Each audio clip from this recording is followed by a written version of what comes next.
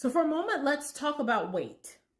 And no, I'm not talking about like your weight and how much you weigh. I'm talking about how certain experiences are weighed and how that then affects us and our mental health and how we move through the world.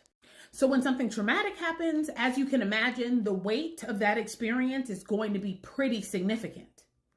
But what about how we weigh our corrective experiences? The experiences that we have in the aftermath of that trauma that are trying to help us move towards more of a balanced place.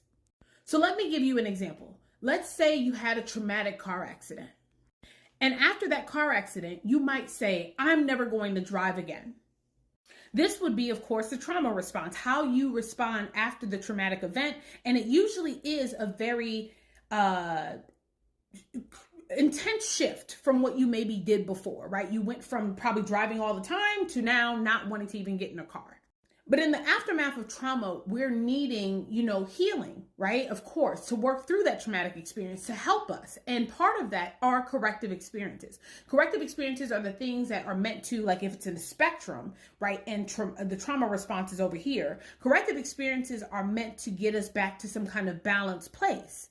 But often, even when we are exposed to corrective experiences in the aftermath of trauma, we are not weighing them properly.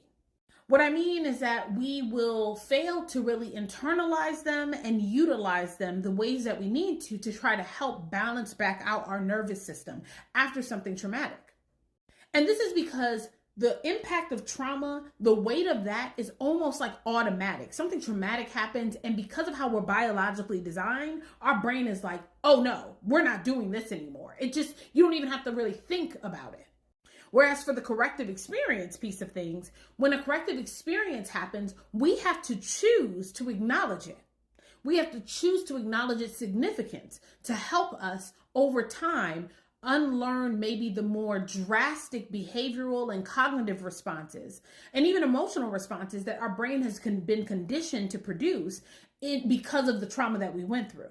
So this would be like maybe actually getting in a car and safely getting to your destination, or even remembering all the times before the car accident where that happened. Those are opportunities for corrective experiences, but it's hard to choose to take those things in, or it can be, right? But when we understand the value of doing so and putting weight on them, we can help ourselves find a balance in the aftermath of the trauma itself.